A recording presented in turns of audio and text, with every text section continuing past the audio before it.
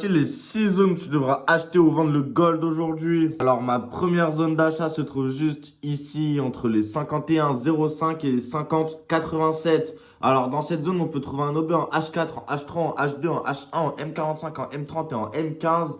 On peut aussi voir de la IFVG en M45 et de la FVG en M30 et on peut voir que cette zone n'a encore jamais été mitigate. Ma deuxième zone d'achat se trouve juste ici entre les 50,08 et les 49,94. Alors dans cette zone on peut trouver un OB en H4, en H1, en M45 plus de la FVG en M30 et on peut voir que le gold a super bien réagi une fois ici, une deuxième fois ici et une troisième fois juste ici. Ma troisième zone d'achat se trouve juste en dessous entre les 49,77 et les 49,67. Alors dans cette zone, on peut trouver un OB en H4, en H3, en M45, en M30, en M15 et en M10.